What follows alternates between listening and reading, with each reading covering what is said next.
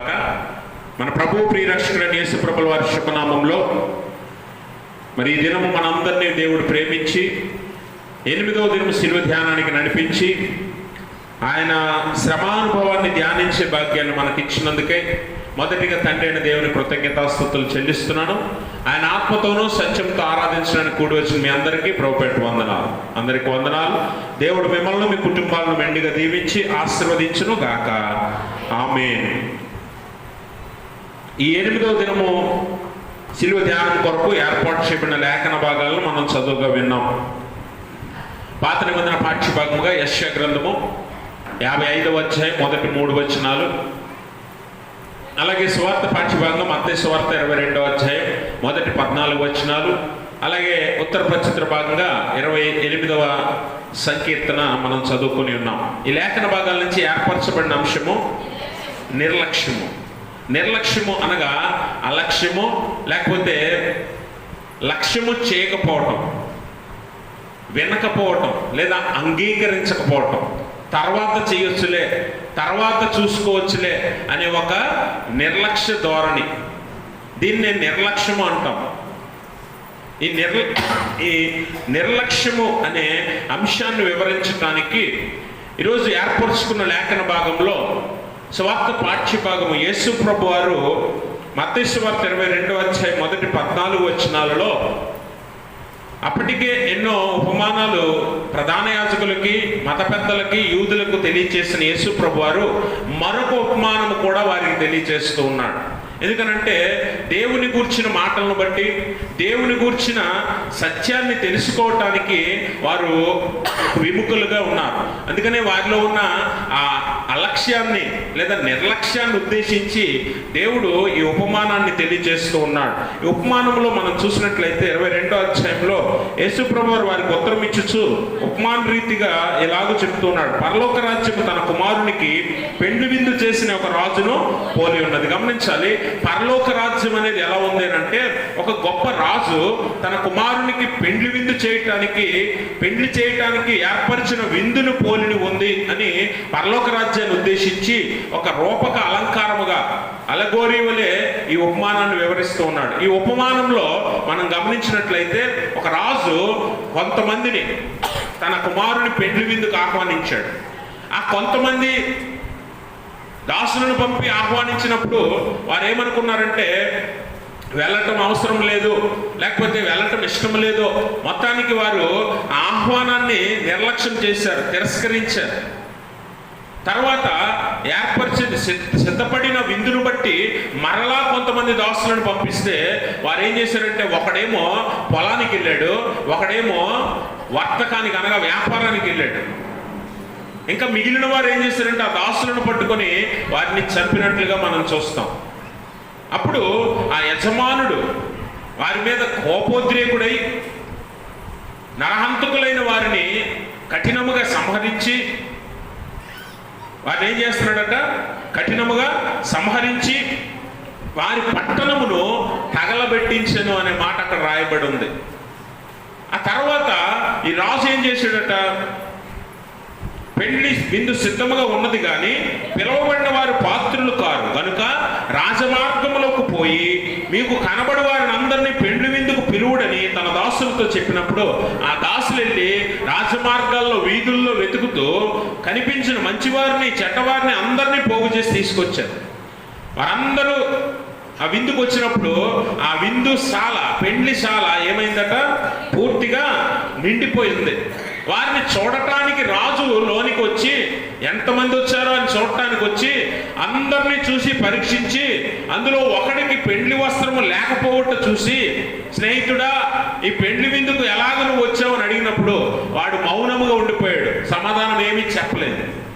అప్పుడు వాడిని దాసులతో అంటున్నాడు, వీని కాళ్ళు చేతులు కట్టేసి వెలుపలికి చీకటిలోనికి తోసివేయండి, అక్కడ పండ్లు కొరుకుట ఏడ్పు ఉంటాయని పరిచారకులతో దేవుడు చెప్పాడు. ఆ చివరిగా ఒక మాట అంటాడు, పిలువబడిన వారు అనేకులు, ఏర్పరచబడిన వారు కొందరే. అయితే ఈ ఉపమానం ద్వారా మనం తెలుసుకోవలసిన ప్రాముఖ్యమైన ఆత్మీయ పాఠం ఏమిటి అని అంటే, ఇక్కడ రాజు, ఆ గొప్ప రాజు ఎవరు అని అంటే తండ్రి అయిన దేవుడు, పరలోకపు తండ్రి అయిన దేవుడు ఆ రాజుగా ఉన్నాడన్న విషయాన్ని మనం గమనించాలి. అది కుమారుడు ఎవరు అని అంటే యేసుక్రీస్తు ప్రభుల వారి వివాహానికి ఆయన ఈ విందును ఏర్పాటు చేశాడు. ఈ గొప్ప విందు ఏంటి అని అంటే, ఈ గొప్ప విందు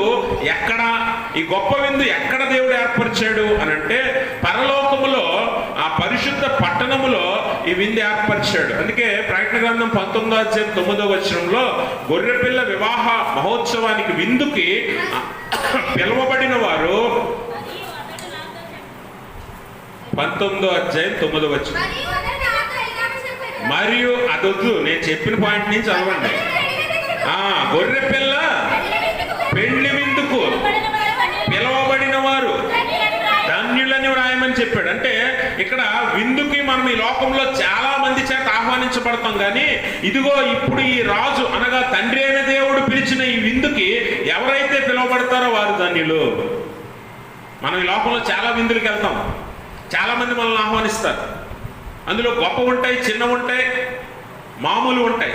కానీ అన్నిటికంటే అత్యున్నతమైన విందు, గొప్ప విందు, పరలోకపు తండ్రి అయిన దేవుడు, రాజులకు రాజు అయిన యేసు ప్రభు వారు ఆహ్వానిస్తున్న ఈ విందు గొప్ప విందు. దీనికి ఎవరైతే పిలువబడతారో వారందరూ కూడా ధన్యులని లేఖనంలో రాయమని చెప్తూ ఉన్నాడు. అయితే ఈ గొప్ప విందు దేవుడు ఏర్పాటు చేశాడు. ఈ గొప్ప విందు దేవుడు ఏర్పాటు చేసి మొదట ఆహ్వానం ఎవరికి ఇచ్చాడట? మొదటి పిలువబడిన వారు ఎవరంటే యూదులైనటువంటి వారు, అనగా మత నాయకులు, అలాగే యూదా మత ప్రవిష్టులు, మత పెద్దలైనటువంటి వారు అందరినీ కూడా దేవుడు మొదట ఆహ్వానించాడు. అందుకని రోమపత్రిక 1:16 సువార్తను గురించి నేను సిగ్గుపడువాడును కాను అని చెప్తూ, ఏలయనగా నమ్ము ప్రతివానికి, మొదట యూదునికి, గమనించాలి, మొదట యూదునికి గ్రీసు దేశస్తునికి కూడా రక్షణ కలుగు చేయుటకు, అంటే దేవుడిచ్చిన ఈ మొదటి ఆహ్వానం, ఈ రక్షణ ఆహ్వానం ఎవరికంటే మొదట యూదులకు వెళ్ళింది. అయితే మొదట యూదులకు వెళ్ళినప్పుడు యూదులు ఏం చేశారంటే నిర్లక్ష్యం చేశారు. యూదులు ఈ ఆహ్వానాన్ని అంగీకరించలేకపోయారు. ఈ యూదులు ఈ ఆహ్వానాన్ని ఎందుకు అంగీకరించలేకపోయారు అని అంటే ఆయన మాటను, ఆయన ఆహ్వానాన్ని తృణీకరించారు అనే విషయాన్ని మనం ఇక్కడ జ్ఞాపకం చేసుకోవాలి. కాబట్టి ఆయన దాసులను పంపించాడు. దాసులు ఎవరనంటే మొదట ప్రవక్తలు, తర్వాత అపోస్తలులు, తర్వాత సువార్తికులు, తర్వాత బోధకులు. అందుకే కొరింథీ పత్రికలో అపోస్తలుడైన పౌలు ఒక ఆర్డర్ రాస్తాడు. మొదటి కొరింథీ పత్రిక 12:28 చదివితే,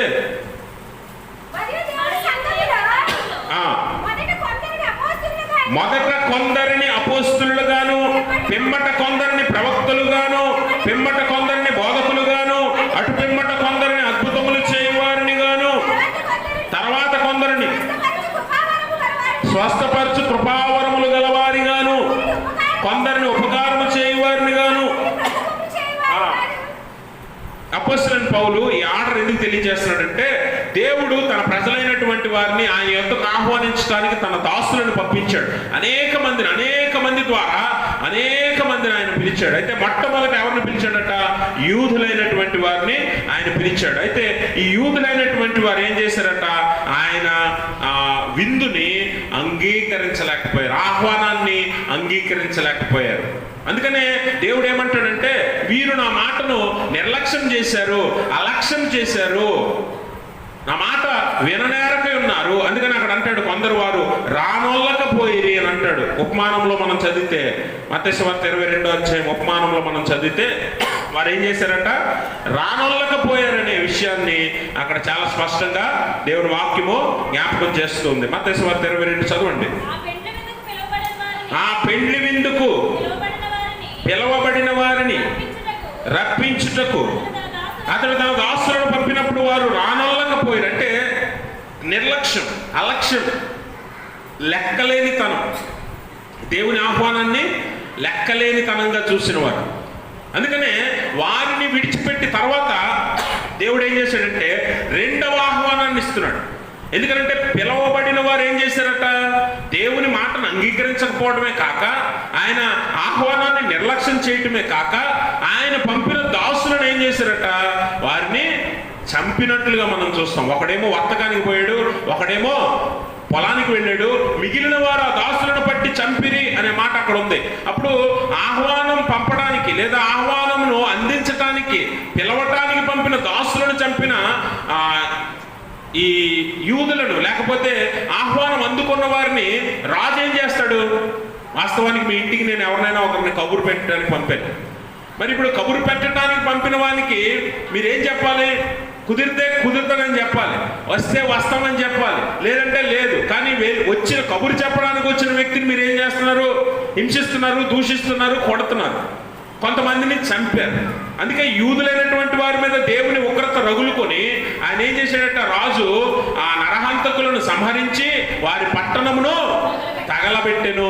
గమనించాలి, నిన్న కూడా నేను జ్ఞాపకం చేశాను. దర్శన కాలంలో ద్రాక్ష తోటను కాపులకు గుత్తకిచ్చిన యజమానుడు తన దాసులను పంపినప్పుడు ఆ దాసులను కూడా వారు ఏం చేశారు? చంపారు. కొందరిని కొట్టారు, కొందరిని రాళ్ళు రువ్వారు, కొందరిని చంపారు. అందుకనే దేవుని ఉగ్రత యూదుల మీదకు, యెరూషలేం పట్టణం మీదకు వచ్చి 70వ సంవత్సరం, క్రీస్తు శకం 70వ సంవత్సరంలో టైటస్ అనే వ్యక్తి ఆ యెరూషలేం పట్టణాన్ని అంతటిని కూడా కాల్చినట్లుగా, తగలబెట్టినట్లుగా మనం చూస్తాం. అంటే దేవుని ఉగ్రతకు వారు లోనయ్యారు. ఎందుకు? ఆహ్వానము అందుకొని కూడా తిరస్కరించినందుకు, నిర్లక్ష్యం చేసినందుకు, అలక్ష్యం చేసినందుకు, లెక్కలేనితనంగా ప్రవర్తించినందుకు వారి మీదకి దేవుని ఉగ్రత వచ్చింది. అయితే రెండవ ఆహ్వానాన్ని ఆయన ఇస్తున్నాడు. పిలవబడిన వీరు పాత్రులు కారు కనుక ఈ విందుకి, దాసులతో అంటున్నాడు, మీరు రాజమార్గాల్లోకి వెళ్ళండి, రాజమార్గాల్లో కనబడిన ప్రతి ఒక్కరిని ఈ విందుకు ఆహ్వానించండి అని చెప్పినప్పుడు వారు వెళ్ళి మంచివారిని, చెడ్డవారిని అందరిని తోడుకొని వచ్చారు విందుకి. ఇక్కడ మనం గమనించవలసిన విషయం ఏంటంటే, యూదులైనటువంటి వారు రక్షణ సువార్తను తిరస్కరించి వారు రక్షణను పోగొట్టుకున్నారు. దానివల్ల ఉగ్రతకు లోనయ్యారు. ఈరోజు ఆ సువార్త, ఆ రక్షణ మనందరికీ ఇవ్వబడింది. ఒక రాజు మామూలు వ్యక్తిని విందుకు ఆహ్వానిస్తాడా? కావలసిన వారిని, బంధుమిత్రులను, శ్రేయోభిలాషులను, నెలవైన వారిని, స్నేహితులను, ఇలాంటి వారిని పిలుచుకుంటాడు విందుకి.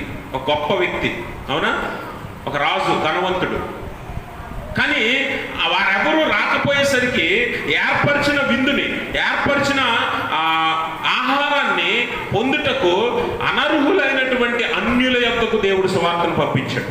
ఈరోజు నీ దగ్గరికి, నా దగ్గరికి కూడా సువార్త వచ్చింది అని అంటే, మనందరినీ కూడా దేవుడు ఆహ్వానించాడంటే కారణం ఏంటంటే, ఆయన మనందరినీ కూడా విందులో ఉండాలని ఆశపడుతూ ఉన్నాడు. అందుకే రెండవ ఆహ్వానం చూడండి. దాసులు రాజమార్గంలోకి పోయి చెడ్డవారిని, మంచివారిని, తమకు కనబడిన వారిని అందరినీ పోగు చేసిరి. గమనించండి, ఈ రెండవ ఆహ్వానం ఎవరికేనంటే యూదేతరులకు అనగా అన్ని జనులైనటువంటి మనకు, అలాగే పాపులకు, పేదలకు, ఎన్నిక లేని వారందరికీ కూడా ఈ ఆహ్వానం అందించబడింది. అంటే విందులో కూర్చోడానికి అర్హత లేని వారికి కూడా దేవుడు అర్హత ఇచ్చి ఆహ్వానాన్ని ఇచ్చాడు. మీరు గమనించారా? ఎక్కడికి వెళ్ళి పిలుచుకురమ్మన్నాడు వీళ్ళందరినీ? చదవండి అక్కడ. రాజమార్గాల్లో, అంటే మార్గం అంటే ఏంటి? రోడ్ల త్రోవలు కదా, వీధులు. మీకు ఇల్లు ఉన్నాయా? అందరికీ ఉన్నాయా? ఉన్నాయో లేదు చెప్పాలా? అమ్మ ఇటు, అమ్మ వెనకాల, వింటున్నారా? పలహారం ఏమొచ్చిందని ఆలోచించుకుంటున్నారా? దేవునికి స్తోత్రం. ఎక్కడ ఉండండి. అందరికి ఇల్లులు ఉన్నాయా? అంటే లేవంటే నేనేమి ఇవ్వను, నాకే లేదు ఎక్కడ ఇల్లు. అర్థమైందా? ఉన్నాయి అందరికి ఇల్లు. ఇళ్లల్లోనే ఉంటారా, రోడ్ల మీద ఉంటారా? కొంతమందికి పనే ఉండదు. పొద్దున్న లేస్తే వీధిలోనే కూర్చుంటారు కొంతమంది, కదలరు మెదలరు. సాయంత్రం దాకా చీకటి పడితే కానీ ఇంట్లోకి వెళ్ళరు కదా. కొంతమంది ఇళ్లల్లోనే ఉండరు. మరి మీ అందరికి ఇల్లులు ఉన్నాయా? చెప్పండి. మీ ఇళ్లల్లోనే ఉంటారు కదా మీరు.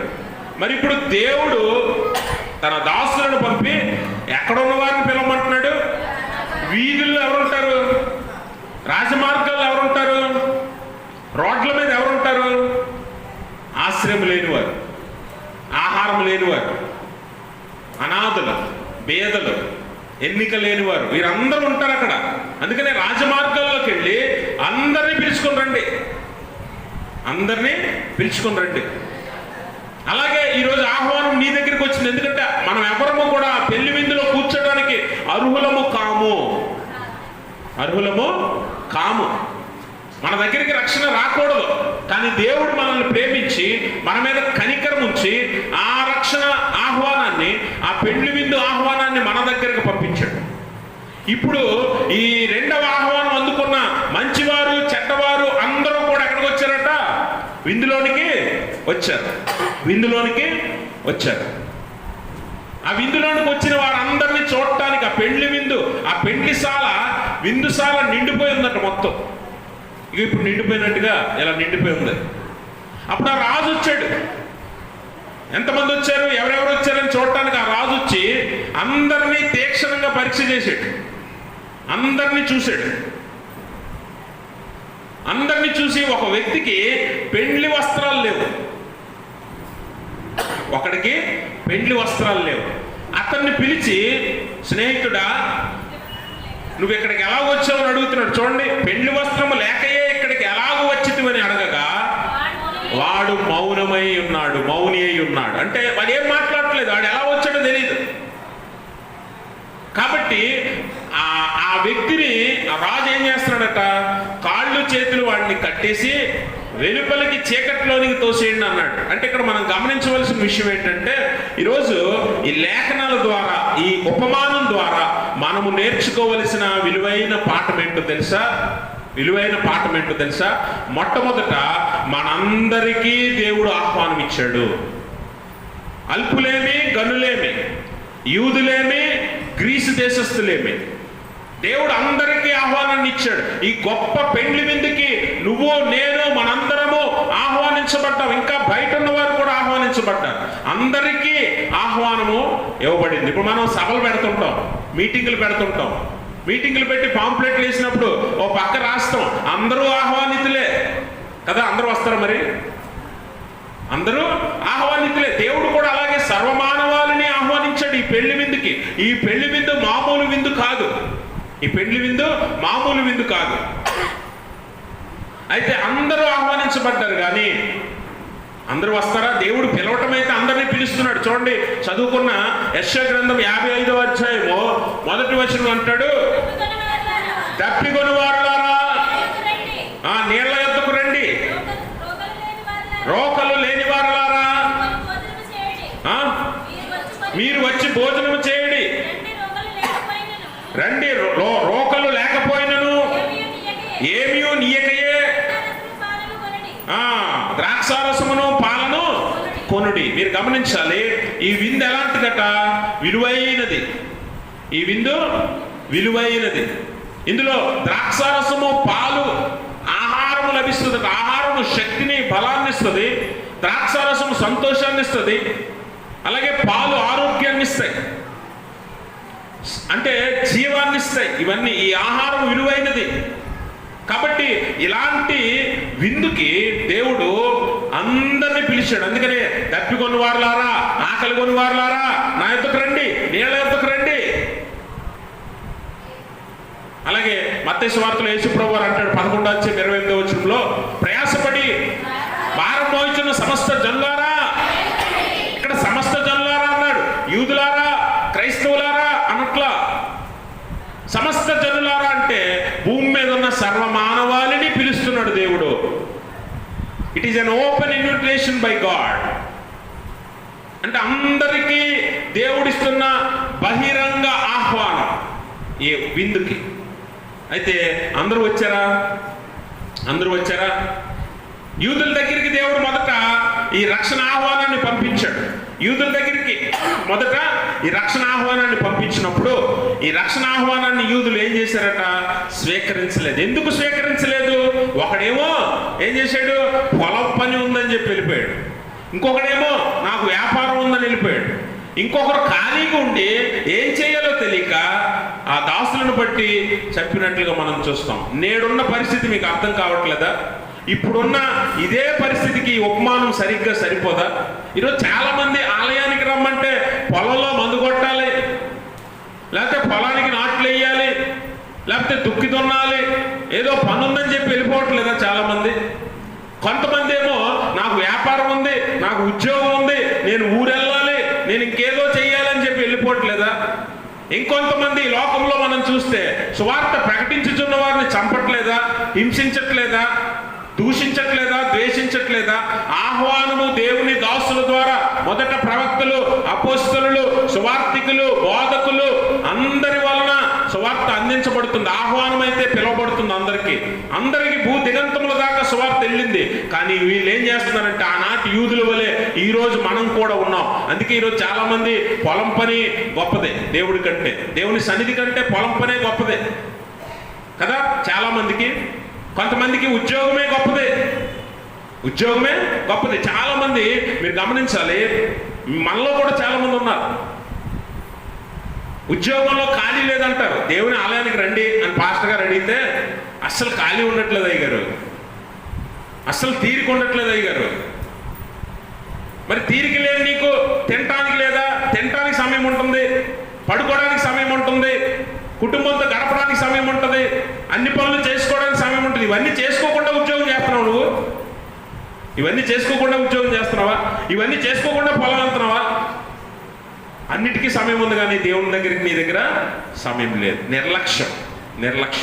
గుర్తుపెట్టుకో, అలక్ష్యం చేస్తున్నావు దేవుణ్ణి, అలక్ష్యము చేస్తున్నావు.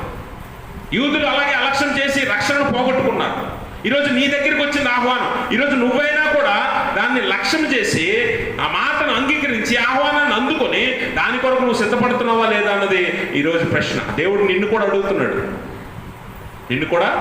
చదువుకున్న ఉత్తర పరిచిత్ర భాగంలో 28వ సంకీర్తనలో కీర్తనగాడు దావీదు భక్తుడు ఒక చక్కని మాట అంటాడు. 5వ వచనం చదవండి. యెహోవా కార్యములు వారు లక్ష్య పెట్టరు, ఆయన హస్తకృత్యములను వారు లక్ష్య పెట్టరు.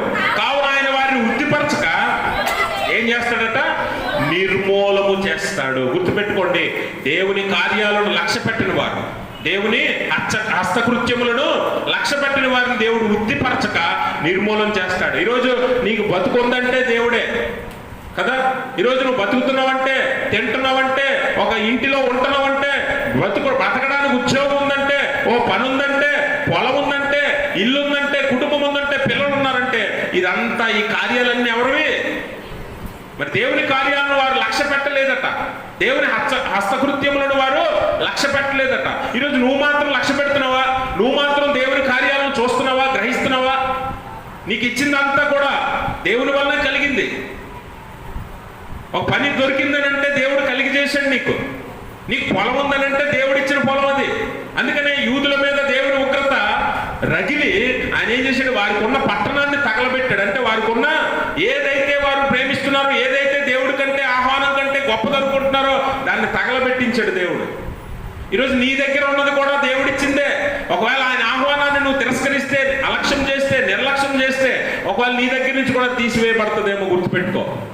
అందుకని ఆయన ఆహ్వానిస్తున్నాడు అందరినీ కూడా.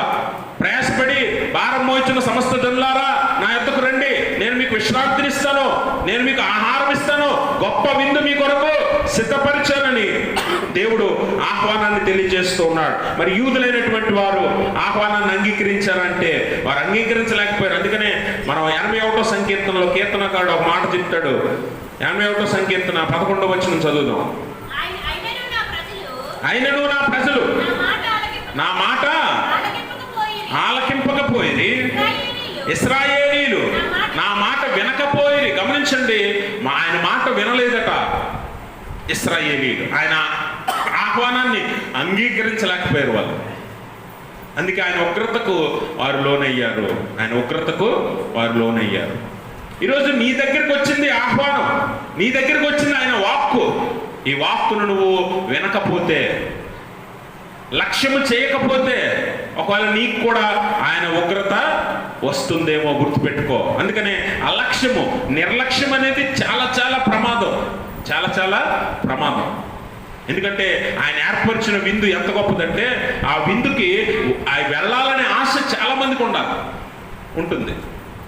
కొంతమంది దాన్ని నిర్లక్ష్యం చేస్తే కొంతమంది దానికోసం ప్రాణాలైనా పెడతారు. ఆ విందు అలాంటిది. ఆ విందు అలాంటిది. కాబట్టి గమనించండి, ఆ విందు ఎలాంటిదంటే చూడండి ఒకసారి, యెషయా గ్రంథం 25వ అధ్యాయం 6వ వచనం చదువు.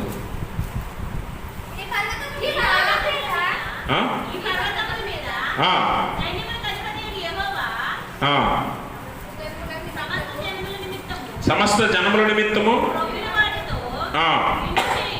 ఈ పర్వతముల మీద సైన్యములకు అధిపతి యెహోవా సమస్త జనముల నిమిత్తము క్రొవ్విన వాటితో విందు చేయును, మట్టి మీద ఉన్న ద్రాక్షరసంతో విందు చేయును, మూలుగు గల క్రొవ్విన వాటితో విందు చేయును, మట్టి మీద నిర్మలమైన ద్రాక్షరసంతో విందు చేయును. దేవుడు ఎలాంటి విందు ఇచ్చాడట? ఎలాంటి విందు అంటే శ్రేష్టమైన విందు. నువ్వెప్పుడు చూడండి, నువ్వెప్పుడు తిననిది, నువ్వెప్పుడు ఆస్వాదించనిది, అనుభవించినటువంటి గొప్ప విందును దేవుడు ఏర్పరిచాడట. ఈరోజు చాలా మంది మనకు ఎవరైనా ధనవంతులు, మన ఊర్లో కానీ బయట కానీ ఒక అయినటువంటి వాడు, గొప్పవాడు, గొప్ప నాయకుడు ఎవరైనా సరే మనల్ని పిలవక ఒక పెళ్ళికో పుట్టినరోజుకో విందుకు పిలిచాడు అనుకోండి, ఏం చేస్తాం? చెప్పండి మీరే. ఏం చేస్తారు మీరు? మీకున్న పనులన్నీ పక్కన పెడతారు ఫస్ట్. అవునా కదా? చెప్పాలి మీరు. మీకున్న పనులన్నీ పక్కన పెట్టి ఆ రోజు ఎప్పుడు వస్తుందో అని ఎదురు చూస్తారు. ఆ రోజు వచ్చినప్పుడు ఆ రోజుకి ఎలా సిద్ధపడాలో ముందు అనుకుంటారు, అనుకోరా? ఏమండి?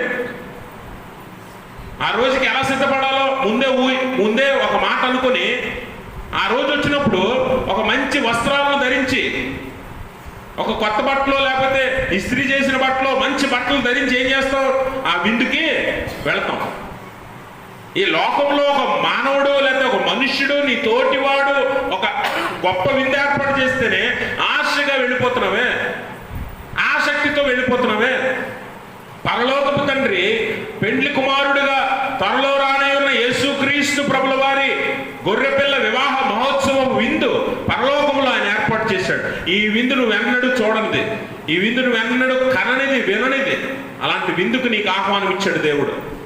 ఇప్పుడు నువ్వు ఎలా ఉండాలి? ఇప్పుడు నువ్వేం చేయాలి? ఆహ్వానాన్ని అందుకొని దాని కొరకు సిద్ధపడాలా వద్దా? అందుకనే మనం గమనించినట్లయితే అక్కడ అందరూ ఆ విందుశాలలో ఉన్నప్పుడు రాజు వచ్చి చూసి, ఒకడు వస్త్రములు లేకున్నట్టు చూసి, పెండ్లి వస్త్రములు లేకున్నట్టు చూసి వాడిని అడుగుతున్నాడు, నువ్వు పెండ్లి వస్త్రాలు లేకుండా ఇక్కడికి ఎలాగొచ్చావు? వాడి దగ్గర సమాధానం లేదు. ఎందుకంటే వాడు సిద్ధపడి రాలా. ఇప్పుడు పెండ్లి వస్త్రము అనగా ఏంటి అని అంటే, దేవుడిచ్చే నీతి వస్త్రం, దేవుడిచ్చే రక్షణ వస్త్రం. ఇది లేకుండా పరలోకానికి నువ్వు వెళ్ళలేవు, ఆ విందులో నువ్వు కూర్చోలేవు. మీరు ఎప్పుడైనా పెద్ద పెద్ద ధనవంతులు లేకపోతే రాజకీయ నాయకులు వారి ఇళ్లలో వివాహాలు జరిగేటప్పుడు ఆహ్వానాలు ఇస్తారు. కావలసిన వారికి ఇచ్చుకుంటారు అనుకోండి, అది వేరే విషయం, అందరికి ఎవరో.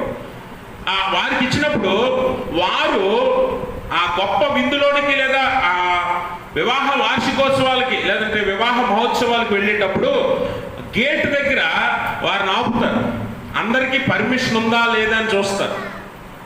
కొంతమందికి కొన్ని వివాహాల్లో అయితే ఇచ్చిన పెళ్లి కార్డు చూపించాలి అక్కడ, తెలుసా? ఇచ్చిన పెళ్లి కార్డు అక్కడ చూపించి, మాకు వివాహానికి ఆహ్వానం ఉంది, we're officially invited to this wedding అని చెప్పి మనం ఆ కార్డు చూపిస్తే కానీ లోపల పంపడం. కొన్ని వివాహాల్లో కోడ్ ఇస్తారు, కోడ్ అంటే ఒక నెంబర్ ఇస్తారు, లేదంటే ఒక క్యూఆర్ కోడ్ ఇస్తారు. క్యూఆర్ కోడ్ ఇప్పుడు మనం ఫోన్పేలు చేస్తుంటాం కదా, ఆ క్యూఆర్ కోడ్ ఇస్తారు. అది చూపించి అక్కడ స్కాన్ చేస్తే అప్పుడు మనం లోపలికి వెళ్ళొచ్చు. ఇలా అనేక రకాలుగా ఆహ్వానాలు ఉంటాయి. ఆహ్వానాలకి పర్మిషన్ ఉంటుంది. ఇప్పుడు దేవుడు ఇంకెంత గొప్ప విందు ఏర్పాటు చేశాడో ఇక్కడ పరలోకములు అంటే అత్యున్నతమైనది. ఇది భూమి మీద ఎవడు ఇవ్వలేంది, ఎవడు ఏర్పరచలేంది. అలాంటి గొప్ప విందు అక్కడ ఏర్పరిచాడు. అక్కడికి వెళ్ళటానికి ఏముండాలట? పెళ్లి కార్డు అక్కర్లా, క్యూఆర్ కోడ్ అక్కర్లా, కోడ్ నెంబర్స్ అక్కర్లా, ఏమి అక్కర్లేదు. కానీ నీతి వస్త్రం, రక్షణ వస్త్రం నీ దగ్గర ఉండాలి. నీతి వస్త్రం, రక్షణ వస్త్రం నువ్వు ధరించుకుని ఉండాలి. అవి ఉంటే విందుకు నువ్వు అర్హుడు. ఒకడు ఆ పెండ్లి వస్త్రం లేకుండా విందులో కూర్చున్నాడు, వాడిని బయటకు తోసివేశారు. ఈ రక్షణ వస్త్రము ఎలాంటిదంటే ఫిలిప్పీ పత్రిక 3వ అధ్యాయం 9వ వచనం చదువుతాం. క్రీస్తును సంపాదించుకొని ధర్మశాస్త్ర మూలమైన ఆ నీతిని గాక క్రీస్తునందలి విశ్వాస మూలమైన నీతిని అనగా విశ్వాసమును బట్టి దేవుడు అనుగ్రహించు నీతి గలవాడై ఆయన యందు అగపడు నిమిత్తం. చాలండి. ఇక్కడ ఏది ఆయన ఎదుట మనల్ని నిలవటానికి అరువుని చేస్తుందంటే క్రీస్తుని సంపాదించుకున్నవాడై ధర్మశాస్త్ర మూలమైన నీతి కాక, అంటే మన స్వనీతి కాక, మనం చేసే నీతి క్రియలు కాక, దేవుడు అనుగ్రహించు క్రీస్తు ఇచ్చు నీతిని ధరించుకొని దేవుని ఎదుట అగపడవలనని. దేవుని ఎదుట నిలబడాలంటే ఏముండాలంట? క్రీస్తు ఇచ్చే నీతి వస్త్రాలు ఉండాలి. నీ సొంత నీతి కార్యాలు పనికిరావు ఇక్కడ.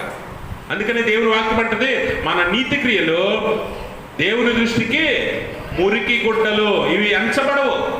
ఏమంటే పెళ్లికి మురికి గుడ్డలు వేసుకుని వెళ్తావా? మసి గుడ్డలు వేసుకుని వెళ్తావా? పెళ్లికి వెళ్తావా? మనం కొంచెం ఎక్కువే చేస్తాం పెళ్ళి అనగానే కదా. మనం ఒక స్టెప్ ముందుకే వేస్తాం, వెనక్కి అస్సలు తగ్గం. మనం మొత్తం బీరువాలో ఉన్న బంగారం అంతా ఒంటి మీద ఉండాలి. ఉన్న చీరలన్నింటిలో విలువైన చీర ఉండాలి ఒంటి మీద. అంటే అలాగే పురుషులేం తక్కువ కాదులేండి, పురుషులేమి తక్కువ కాదు. చేతులకి పెట్టాల్సిన ఉంగరాలు, చేతులకి తొడగాల్సిన మంట చైన్లు, మెల్లో గొలుసులు, కద్దరు దుస్తులు, ఇస్త్రీ నలగకూడదు. ఏమండి? యాంకర్కి తగిలించినట్టు అసలు నలగదు అది ఇస్త్రీ. అంత చక్కగా తయారై వెళ్తాం పెళ్ళికి. అవి తీసేసి వంటింట్లోనో ఎక్కడో మూల పడిపోయిన మురుగుగడ్డలు తీసుకుని వేసుకుని వెళ్తావు పెళ్ళికి? వెళ్తావా? వెళ్ళగలవా? సిగ్గనిపిస్తుంది కదా, ముఖం చూపించలేవు కదా అలాంటి బట్టలు వేసుకుంటే. ఇప్పుడు దేవుని విందులో కూర్చోవాలంటే కూడా దేవుడు అడుగుతున్నాడు, ఏముండాలంటే నీ దగ్గర నీతి వస్త్రాలు, నీ స్వనీతి వస్త్రాలు కాదు, దేవుడిచ్చు నీతి వస్త్రాలు ధరించుకోవాలి. క్రీస్తుని సంపాదించుకున్న వారే. ఎందుకు క్రీస్తు ఉండాలి? మరి క్రీస్తు ఎందుకు ఉండాలి? క్రీస్తే కదా నీతి. దేవునికి స్తోత్రం. అందుకని నీతి వస్త్రాలు ఎక్కడ? క్రీస్తు దగ్గర సంపాదించుకోవాలి. అందుకే క్రీస్తుని సంపాదించుకున్న వారమై దేవుని ఎదుట మనము అగపడాలంటే ఆ నీతి వస్త్రాలు ధరించాలి. అందుకని 1 కొరింథీ పత్రిక 1వ అధ్యాయం చివరి వచనంలో మనం చదివితే అపోస్తలుడైన పౌలు అంటాడు, అత్యయించువాడు ప్రభువునందే అత్యయించవలనని వ్రాయబడి ఉన్నదని, వ్రాయబడినది నెరవేరినట్లు దేవుని మూలముగా ఆయన మనకు జ్ఞానమును నీతియు పరిశుద్ధతయు విమోచకుడాయను. గమనించండి, విమోచన అంటే రక్షణ, విడుదలిచ్చి రక్షించేవాడు. అంటే రక్షణ యేసు ప్రభువారే, నీతి యేసు ప్రభువారే, పరిశుద్ధత యేసు ప్రభువారే, అలాగే జ్ఞానము యేసు ప్రభువారే. ఈ 4 ఆయన మనకు దయచేస్తాడు. కాబట్టి క్రీస్తుని సంపాదించుకుంటే ఈ 4 వస్తే ఏది? నీతి వస్తుంది, రక్షణ వస్తుంది, అలాగే పరిశుద్ధత వస్తుంది, జ్ఞానం వస్తుంది. ఇవి ధరించుకున్న వారే దేవుని ఎదుట నువ్వు నిలబడాలి. నీ సొంత నీతి కార్యాల వల్ల నువ్వు పరలోకంలో నిలవలేవు. నీ సొంత నీతి కార్యాలను బట్టి దేవుని ఎదుట నువ్వు నిలవలేవు. ఇప్పుడు అక్కడికి వచ్చిన వాడు ఎవడు? యెహోవా సంబంధమైన జీవితాల్లో జీవించేసి నేను మంచి చేశాను, నేను భక్తుడిని, నేను ఇంత చేశాను అంత చేశాను అని చెప్పుకొని చివరికి ఆ విందులో నిలబడిన వాడు. అందుకే వాడి దగ్గర రక్షణ వస్త్రం లేదు, వాడి దగ్గర ఏం లేదు, రక్షణ వస్త్రం లేదు, నీతి వస్త్రం లేదు. అందుకే వాడిని ఏం చేశాడంటే స్వనీతి కార్యాల వల్ల దేవుణ్ణి మెప్పించలేం కాబట్టి, మన స్వనీతి కార్యాలు దేవుని ఎదుట మురికి గుడ్డల్లో ఉంటాయి కాబట్టి ఆ నీతిని ఆయన ఎంచలేదు. వాటి కాళ్ళు చేతులు కట్టి వెలుపలికి చీకట్లోనికి విసిరివేయమన్నాడు. అందుకని మనం గమనించాలి, క్రీస్తుని సంపాదించుకున్నవాడు ఈ నీతి, ఈ రక్షణ, అలాగనే పరిశుద్ధత, జ్ఞానం సంపాదించుకుంటాడు. అందుకనే అపోస్తలుడైన పౌలు అంటాడు, రోమపత్రిక 13వ అధ్యాయము 14వ వచనం చదువుదాం. మెట్టుకు ప్రభు అయిన యేసు క్రీస్తును దేన్ని ధరించుకోవాలంటున్నాడు? ఇప్పుడు ప్రభు అయిన యేసు క్రీస్తుని ధరించుకోవాలట. అంటే క్రైస్తవుడు అనగా క్రీస్తుని ధరించుకున్నవాడు. క్రీస్తుని ధరించుకోవడం అంటే ఏంటంట? క్రీస్తు లాంటి గుణగణాలను ధరించుకున్నవాడు. అందుకనే పౌలు అంటాడు 13వ అధ్యాయం 14వ వచనం రోమా పత్రికలో, మెట్టుకు క్రీస్తును ధరించుకున్న వారమై శరీరేచ్ఛలను నెరవేర్చుకున్నట్టుకు శరీర విషయమై ఆలోచన చేసుకొనకుడి. అంటే శరీర క్రియలను ఇంక పక్కన పెట్టండి. ఎందుకంటే క్రీస్తును ధరించుకున్న వారమైతే క్రీస్తు క్రియలనే చేస్తాం. క్రీస్తు ఎలా బ్రతికాడో అలా బ్రతుకుతాం. క్రీస్తు నడిచిన మార్గంలో నడుస్తాం. ఇంకా శరీర క్రియలను నెరవేర్చడానికి ఆలోచన ఉండదు. అందుకనే యూదులు ఏం చేశాడు, ఒకడేమో పొలానికి వెళ్ళాడు, ఇది శరీర క్రియే కదా, బతకడానికే కదా, తినడానికే కదా, సంపాదించుకోవడానికే కదా, ఇది ఇహలోక సంబంధమైన క్రియ. ఎందుకంటే దేవుడు నిన్ను పోషిస్తాడు, నీ అవసరతలు అక్కర్లు తీరుస్తాడు. అది నీకు తెలిసినా కూడా శరీర క్రియల కోసం వెళ్ళావు. నువ్వు దేవుని ఆలయానికి రాలేని స్థితిలో ఉన్నావు, దేవుని దగ్గరికి రాలేని స్థితిలో ఉన్నావు. ఆయన ఆదివారం ఆహ్వానం ఇచ్చాడు, అయినా కూడా నువ్వు రాలేకపోయావు. ఎందుకంటే నీ పొలం పని నీకు ఎక్కువైంది, శరీర క్రియలు నీకు ఎక్కువయ్యాయి, నీ ఉద్యోగం నీకు ఎక్కువైంది, నీ వ్యాపారం నీకు ఎక్కువైంది, ఎలాగ సంబంధమైన క్రియలు నీకు ఎక్కువయ్యాయి. అందుకే అది దేవుని ఎదురు నీతిగా ఎంచబడదు, మురికి గుడ్డల్లా కనిపిస్తుంది. అటు వారిని ఆయన కాళ్ళు చేతులు కట్టి ఆ నరకంలో చీకట్లోనికి వేస్తాడని, విసిరివేస్తాడనే విషయాన్ని ఈ ఉపమానం ద్వారా యేసుప్రభువు వారు జ్ఞాపకం చేస్తున్నాడు. ఎందుకంటే ఆహ్వానం ఇచ్చిన దేవుడు గొప్పవాడు. అలాంటి ఆహ్వానం నీకు నాకు సరిపోదు. మనం అర్హులం కాదు, మనము అర్హులమే కాదు. కాబట్టి అలాంటి విందును దేవుడు మన కొరకు సిద్ధపరిచినప్పుడు దాన్ని అంగీకరించి దేవుని యొద్దకు వెళ్ళటానికి మనల్ని మనం సిద్ధపరచుకోవాలి. నీతి వస్త్రాలు ధరించుకొని, రక్షణ వస్త్రాలు ధరించుకొని ఎదురు చూడాలి. చాలా మంది నిర్లక్ష్యం చేస్తున్నారు ఈ ఆహ్వానాన్ని. ఈరోజు బాప్తిజం తీసుకున్న పెద్దవారు ఎంతమంది ఉంటారు ఇక్కడ? బాప్తిజం తీసుకున్న యవనస్తులు పెద్దవారు ఎంతమంది ఉంటారు ఇక్కడ? ఇంకా చాలా మంది నిర్లక్ష్యం. అంటే బాప్తిజం ద్వారా రక్షణలోనికి నువ్వు రావాలన్న విషయం నీకు తెలిసి కూడా నిర్లక్ష్యం చేస్తున్నావు. రక్షణ వస్త్రం ఎలా ధరించుకుంటావు? క్రీస్తుతో కూడా నిన్ను లేపాలి కదా బాప్తిజంలో. నీ పాత స్వభావం చనిపోయి కొత్త స్వభావం, నూతన శరీరము, నూతన స్వభావం, నూతన వస్త్రము ధరింపచేసి నిన్ను లేపుతాడు కదా బాప్తిజంలో. మరి బాప్తిజం ఎందుకు తీసుకోవట్లేదు నువ్వు? నిర్లక్ష్యమే కదా. తీసుకోవచ్చులే, తర్వాత చూసుకోవచ్చులే. ఈ నిర్లక్ష్యమే నీ ప్రాణం మీదకు తెస్తుంది అన్న విషయాన్ని గుర్తుపెట్టుకో. ఇప్పుడు ఆరాధన అయిపోతుంది, ఇంటికి వెళ్ళిపోతుంటారు. ఇంటికి వెళ్ళిపోతుంటే చీకట్లో నడుచుకుని వెళ్తారు కదా చివరి దాకా. వెళ్ళినప్పుడు ఏ పాము కరిసిందనుకోండి కాలు మీద, ఆ పామే కదా, ఇంటికి వెళ్ళిన తర్వాత చూసుకోవచ్చు అనుకుంటారా? ఏ మాత్రమైనా నిర్లక్ష్యం చేస్తారా? చేయగలరా? ఎందుకు చేయరు? ప్రాణం పోతుందేమో భయం కదా. మరి ఇప్పుడు దేవుడిచ్చే ఈ ఆహ్వానం అందుకోకపోతే కూడా అదే పోతుంది. అందుకంటే భయంకరమైన నరకంలో వేయబడతావు, అది గుర్తుపెట్టుకో. అందుకని ఆయన చాలా స్పష్టంగా చెప్తూ ఉన్నాడు. ఈ ఉపమానంలో ఆయన తీర్పు ఎంత భయంకరంగా ఉంటుందో కూడా తెలియజేస్తున్నాడు. ఆయన ఎదురు నిలవాలంటే ఆయన ఇచ్చే నీతి వస్త్రాలు, రక్షణ వస్త్రాలు నువ్వు ధరించుకొని ఉండాలి. అవి లేకపోతే, అవి క్రీస్తై ఉన్నాడు కనుక ఆయన్ను ధరించుకొని ఆయన వలే నీ స్వభావం మారాలి. ఆయన వలే నీ స్వభావము. ఎఫెసీ పత్రిక 4వ అధ్యాయము 24వ వచనం చదువుదాం.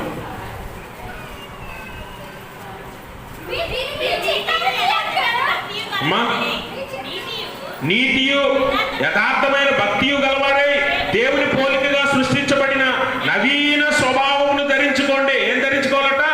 నీతి వస్త్రాలంటే ఏంటో తెలుసా?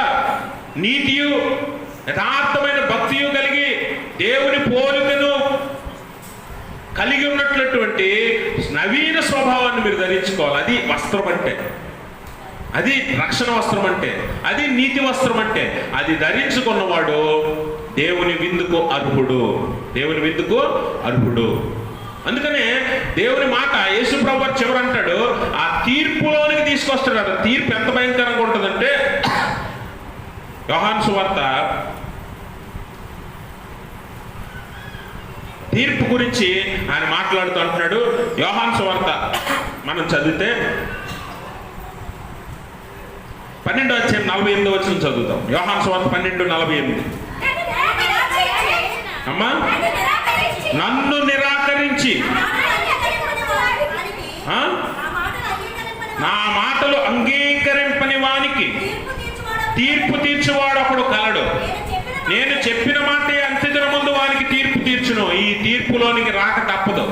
ఆయన నిరాకరించిన వాడు ఎవడైనా ఈ తీర్పులో నిలబడతాడు, ఆ విందులో నుంచి తోసివేయబడతాడు. అందుకనే ప్రకటన గ్రంథంలో మనం చూస్తే 20వ అధ్యాయం 14-15 వచనాలు చదువుదాం. ప్రకటన గ్రంథంలో ఆ భయంకరమైన రెండవ తీర్పు ఎలా ఉంటుంది, రెండవ మరణం ఎలా ఉంటుందట? మరణమును, మృతుల లోకమును అగ్నిగుండములో పడవేయబడిను. ఈ అగ్నిగుండము రెండవ మరణము. ఎవని పేరైనను జీవగ్రంథమందు రాయబడినట్టు కనబడని ఎడల వాడు అగ్నిగుండములో పడవేయబడును. ఈరోజు నీకు ఆయన విందుకి ఆహ్వానం ఇచ్చాడు. నీ పేరు ఆయన జీవ గ్రంథంలో ఉండినట్లు నిన్ను నువ్వు సిద్ధపరచుకోవాలి. నీతి వస్త్రాలను, రక్షణ వస్త్రాలను ధరించుకొని ఆయన రాక కొరకు ఎదురు చూస్తున్న వారిగా నువ్వు ఉండాలి. ఒకవేళ ఆయన వచ్చేసరికి నువ్వు ఎలాగో సిద్ధపడి ఉండకపోతే, ఆయన చూడటానికి వచ్చాడు కదా విందుశాలలోనికి. ఈరోజు దేవాలయంలోనికి వచ్చి మనందరినీ చూస్తాడు. ఎవడు నీతిమంతుడు, ఎవడు యథార్థవంతుడు, ఎవడు రక్షణ అనుభవం పొందినవాడు, ఎవడు ఆహ్వానాన్ని అంగీకరించిన వాడు, ఎవడో ఊరకే వచ్చిన వాడు, అందరినీ చూస్తాడు దేవుడు. ఈ 40 రోజులు మనం దేనికోసం అంటే కొంతమంది ఊరకే వస్తారు. నిజంగా మీరేమనుకోవద్దు నా గురించి. కొంతమంది పలహారం కోసం వస్తారు తెలుసా. అలా వచ్చేవాళ్ళు కూడా ఉన్నారు చాలా మంది. దేవుని కోసం, వాక్యం కోసం వచ్చేవారు కాదు. కొంతమంది పలహారం ఇస్తారు, 40 రోజులు వెళ్ళి అక్కడ కూర్చుంటే ఒక గంట ఏదో మంచి పలహారం పెడతారు అని వచ్చేవాళ్ళు ఉన్నారు. ఏదో ఊరకే వచ్చేవాళ్ళు ఉన్నారు. అలాగ వచ్చిన వాడే వీడు. అందుకనే నీ పెళ్లి వస్త్రం లేకుండా ఇందులోకి ఎవడొచ్చాడు, ఎలా వచ్చావు అని అడిగాడు. వాడిని కాళ్ళు చేతులు కట్టి బయటకి విసిరేశారు. ఈరోజు గమనించాలి, దేవుడు మనల్ని కూడా మన దగ్గర కూడా ఆహ్వానం ఇచ్చాడు.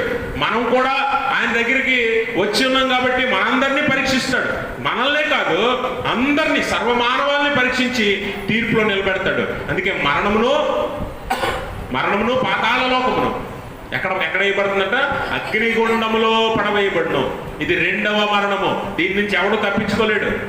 అందుకే క్రీస్తు ఆహ్వానము సర్వ భూమికి అనగా సర్వ మానవాళికి అందింది. అందినవాడు అందరూ రాలా, తిరస్కరించారు చాలా మంది యూదుల వలె. ఈరోజు నువ్వు నేను కూడా ఒకవేళ తిరస్కరిస్తున్నామేమో పరీక్షించుకో. దేవుడిచ్చే అవకాశాన్ని, సమయాన్ని మనం వద్దనుకుంటున్నామేమో, కాలదనుకుని మనం వేరే ఇతర పనుల్లో మునిగిపోతున్నామేమో, పొలమనో, వ్యాపారమనో, ఉద్యోగమనో, కుటుంబమనో, ఇంకేదో అని లోకాశంలో తిరిగి దేవుడిచ్చిన ఆహ్వానాన్ని వదులుకుంటున్నామేమో. గుర్తుపెట్టుకో, దేవుడు పరీక్ష చేస్తాడు, చూస్తాడు. నీతి వస్త్రం ఉందా, రక్షణ వస్త్రం ఉందా, ఒకవేళ లేకపోతే కాళ్ళు చేతులు కట్టి బయటికి విసిరేస్తాడు. అందుకని చివరిలో అంటాడు, పిలువబడిన వారు అనేకులు, ఏర్పరచుకున్నవారు కొందరే. అందరికి ఆహ్వానం ఇచ్చాడు దేవుడు. భూమి మీద ఉన్న సర్వమానవాళికి ఇచ్చాడు. అందరూ అంగీకరిస్తున్నారా? అంగీకరించిన వారేమో దేవుని దగ్గర ఉన్నారు. కొంతమంది దేవుని దగ్గరికి వచ్చారు, ఆలయంలోకి వచ్చారు, విశ్వాసంలో బతుకుతున్నారు, యథార్థంగా జీవిస్తున్నారు, నీతిగా బతుకుతున్నారు.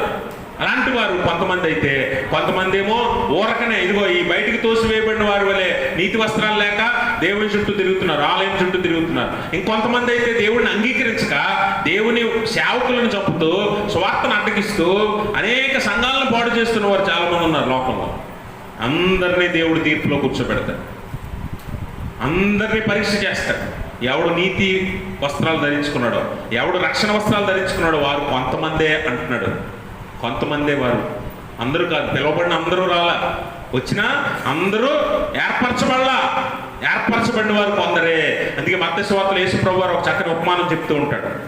7వ అధ్యాయంలో, ఇరుకు మార్గమున ప్రవేశించుడి. చూడండి 7వ అధ్యాయం. ఇరుకు ద్వారమున ప్రవేశించుడి, నాశనమునకు పోవు ద్వారం వెడల్పును, ఆ దారి విశాలమునై ఉన్నది, దాని ద్వారా ప్రవేశించేవారు అనేకులు. జీవమునకు పోవు ద్వారం ఇరుకును, ఆ దారి సంకుచితమై ఉన్నది, దాని కనుగొని వారు కొందరే. ఇక్కడ చూడండి, ఈ ఉపమానంలో యేసు ప్రభువు ఏమన్నాడు, పిలువబడిన వారు అనేకులు, విశాల మార్గంలో ప్రవేశించేవారు అనేకులు, ఏర్పరచబడిన వారు, ఏర్పరచుకున్న వారు కొందరే, ఇరుకు ద్వారమును ప్రవేశించిన వారు కొందరే. అర్థమైందా మీకు? అంటే ఈ లోకంలో ఆయన విందుకు నువ్వు సిద్ధపడాలంటే ఈ ఇరుకు ద్వారమును ప్రవేశించండి. ఈ మార్గమే నిన్ను ఆ విందు దగ్గరికి తీసుకెళ్తుంది. విశాల మార్గం, లోకమంతా వెళ్ళేలా మార్గం బాగోదు, అది నాశనానికి నడిపిస్తుంది. అందుకే అనేకులు ఆ మార్గం ఎంచుకున్నారట. అందుకే విందుకు ఆహ్వానించిన యూదులు ఏం చేశారు, ఆ విందుకు వెళ్లకుండా ఆహ్వానాన్ని తిరస్కరించి అలక్ష్యం చేసి, నిర్లక్ష్యం చేసి వారు ఏం చేశారట, వారి పనులు చూసుకున్నారు. లోకమంతా ఎలా వెళ్తుందో అలా వెళ్ళారు. ఈరోజు నువ్వు నేను కూడా లోకం ఎలా బ్రతుకుతుందో ఆ పనుల్లో మునిగిపోయి దేవుని ఆహ్వానాన్ని తిరస్కరించి విశాల మార్గంలో ఉన్నామేమో పరీక్షించుకో. ఇరుకు మార్గంలో ప్రవేశించి పోరాడండి. ఇరుకు మార్గమే నిన్ను విందు దగ్గరికి నడిపిస్తుంది. ఇరుకు మార్గమే నిన్ను విందు దగ్గరికి నడిపిస్తుంది. మన ఊరికి ఉన్న ఒక దారి వదిలేసి బొమ్మిడి వెళ్ళాలని నువ్వు ఎన్ని దారులు తిరిగినా ఇక్కడికి వస్తామా? రాలేంగా. ఇక్కడికి వెళ్ళాలంటే ఏ దారిలో వెళ్ళాలో ఆ దారిలో ఎంచుకోవాలి. అలాగే పరలోకంలో ఆ విందుకు వెళ్ళాలి అని అంటే మనం ఏం చేయాలంట? ఈ ఇరుకు మార్గంలో ప్రవేశించండి. అది ఇరుకుగా ఉంటుంది, సంకుచితంగా ఉంటుంది, కష్టంగా ఉంటుంది, శ్రమగా ఉంటుంది, ఇబ్బందిగా ఉంటుంది, కానీ చివరిలో ఆ గొప్ప విందులో నిన్ను నిలబడుతుంది. అందుకనే 55వ అధ్యాయము యెషయా గ్రంథము 3వ వచనము మనం చదివితే, అమ్మా చెవి యొగ్గి నా యొద్దకు రండి, మీరు వినని యెడల మీరు బ్రతుకుదురు, నేను మీతో నిత్య నిబంధన చేయుదును, దావీదునకు చూపిన శాశ్వత కృపను మీకును చూపేదను. గమనించారా? ఆయన మాట వింటే మనం బ్రతుకుతాం. ఆయన ఏమంటున్నాడు? ఇరుకు మార్గంలో ప్రవేశించండి.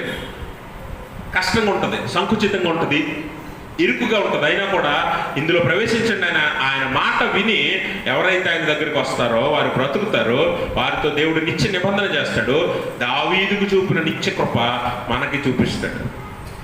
కాబట్టి గమనించండి, ఇటువంటి ఆహ్వానాన్ని ఎవడైతే పోగొట్టుకుంటాడో వాడి అలక్ష్యము, వాడి నిర్లక్ష్యము వాడి ప్రాణం మీదకి తీసుకొస్తుంది, వాడి నాశనానికి దారి తీస్తుంది.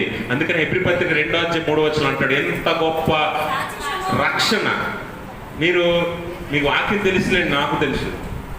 నేనేం చెప్తున్నానో వినండి. ఫస్ట్ హెబ్రీ పత్రిక 2వ అధ్యాయం 3వ వచనం అన్నాను, ఎంత గొప్ప రక్షణ మనము నిర్లక్ష్యము చేసిన యెడల ఎలాగూ తప్పించుకొందుము. అర్థమైందా? ఎంత గొప్ప రక్షణ, ఆహ్వానాన్ని మనం నిర్లక్ష్యం చేస్తే మన జీవితంలో మనం తప్పించుకోలేం తీర్పులో నుంచి. ఆ తీర్పులో మనం నిలబడ్డామంటే భయంకరమైన శిక్షకు పాత్రలు అయిపోతాం. ఆ శిక్ష అనుభవించలేం మనం, ఆ శిక్ష అనుభవించలేం. కాబట్టి ముందే ఆహ్వానం ఇచ్చాడు దేవుడు, ముందే సిద్ధపడమన్నాడు. ఎందుకంటే నాకు తెలియదు ప్రభా, నాకు ఆహ్వానం అందలేదు ప్రభా అంటానికి లేదు. ముందే ఆహ్వానించాడు నిన్ను. ఆ విందు ఎంత గొప్పగా ఉంటుందో తెలియజేశాడు లేఖనాల ద్వారా, ప్రవక్తల ద్వారా, అపోస్తలుల ద్వారా, బోధకుల ద్వారా, స్వార్థికుల ద్వారా. ఆ వాక్యపు విలువను నీకు తెలియజేశాడు. ఆ ఆహ్వానము ఎంత గొప్పగా ఉంటుందో నీకు తెలియజేశాడు. ఆయన పరలోక పట్టణంలో నీ కోసం ఏర్పరిచిన విందు గొప్పది.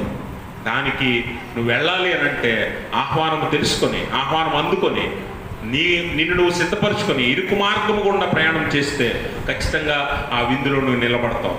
నీతి రక్షణ వస్త్రాలు ధరించుకొని క్రీస్తులు ధరించుకున్న వారమై దేవుని ఎదుట అగుపడవలనని ఆశతో, ఆసక్తితో, నిరీక్షణ కలిగిన ఎదురు చూడాలి. నిర్లక్ష్యం చేస్తే, నిర్లక్ష్యం కొన్నిసార్లు ప్రాణాల మీదకి తెస్తుంది కదా. నిర్లక్ష్యం కొన్నిసార్లు నష్టాన్ని కలుగు చేస్తుంది. దేవుని వాక్యాన్ని నిర్లక్ష్యం చేస్తే, దేవుని ఆహ్వానాన్ని నిర్లక్ష్యం చేస్తే, దేవుని సన్నిధిని నిర్లక్ష్యం చేస్తే నువ్వు నష్టపోయే ప్రమాదం ఉంది. ఆ నష్టం కొన్నిసార్లు చిన్నదవ్వచ్చు, బహు పెద్దదవ్వచ్చు, ప్రాణమే పోయేంత అవ్వచ్చు, కొన్నిసార్లు నీ ఆత్మను పోగొట్టుకునేంత అవ్వచ్చు. కాబట్టి ఈ ఆహ్వానాన్ని నిర్లక్ష్యం చేయక ఆయన మాట ఎవడైతే వింటాడో వాడు బ్రతుకుతాడు. వానితో దేవుడు నిత్య నిబంధన చేస్తాడు. పరలోకంలో విందు ఎలా ఉంటుందట? గొప్పది. అది నీకు సంతోషము, ఆనందము, నిత్య జీవాన్ని ఇస్తుంది, దేవునితో సదాకాలం ఉండే భాగ్యాన్ని ఇస్తుంది. అట్టి స్థితి దేవుడు తన పరిశుద్ధాత్మ ద్వారా మనందరికీ దయచేయును గాక. ఆమేన్. సమస్త జ్ఞానంలో మించిన దేవుని సమాధానం యేసుక్రీస్తు వల్ల మీ హృదయంలో, మీ తలంపులకు కావలి ఉండును గాక.